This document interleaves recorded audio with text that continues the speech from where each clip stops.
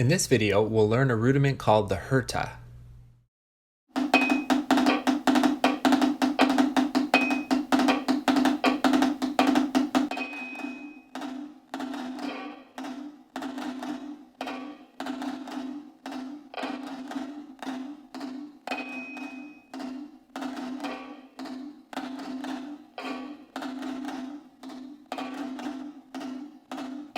Beyond simply being a really interesting pattern, the Herta uses the same mechanics as the two-note Moeller, and so learning it really helps develop fluidity for that exercise.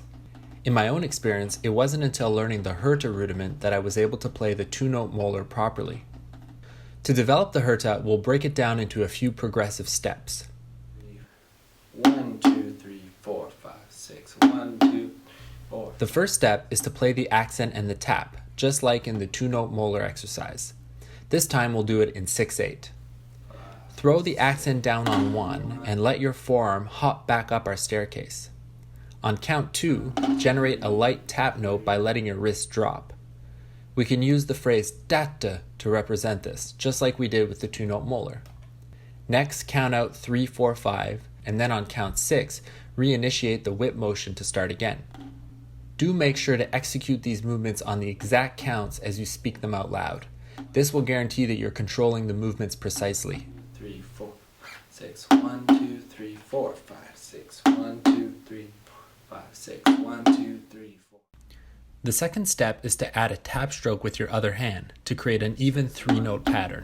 4, 5, 6, 1, 2, 4, 1, 2, 3, 4, 5, 6, 1, 2. At this point, you don't need to bring your forearm back up before the tap. Simply extract the tap stroke as you come up with your forearm. Make sure you're relaxed on the tap stroke. 5, 6, 1, 2, 3, 4, 5, 6, 1, 2, 3, 4, 5, 6, 1, 2, 5, 6, 1. The third step is where the Herta rudiment is created.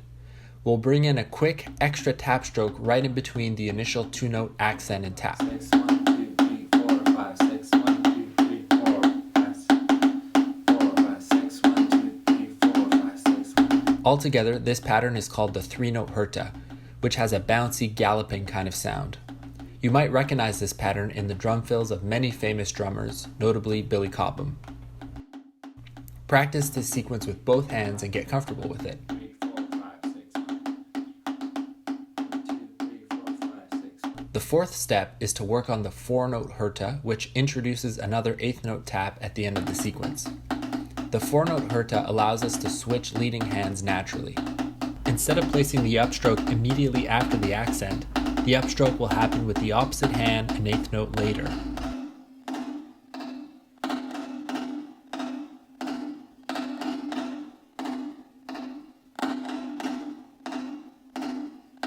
Finally, we'll work on playing an interesting phrase that combines several three-note Hertas followed by one four-note Herta, which allows us to run through the pattern again by naturally switching hands.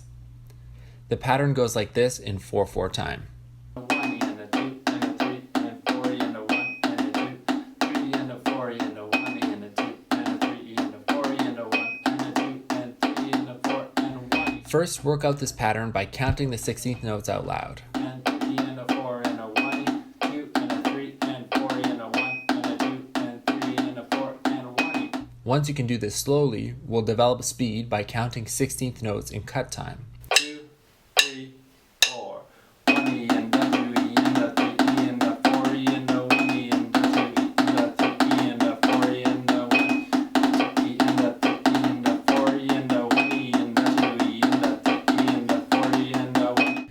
You might have to really work this one out slowly before it feels natural, but with a bit of focus, you can do it. Alright, thanks so much for watching. As you saw from the video that I describe how to use the Moeller technique in order to play the Herta properly. The only way to really learn the Moeller technique is to study your technique fundamentals. If you'd like to learn more about that, you can sign up to my free online mini course on the Moeller technique. The link is in the description below. Just click on this link and you'll be sent to a sign-up page. Then enter your email and first name and click on Go to Course. I will only use your email to send you high-quality content related to the Moeller technique, and you can unsubscribe at any time. After that, you can start working on the free course.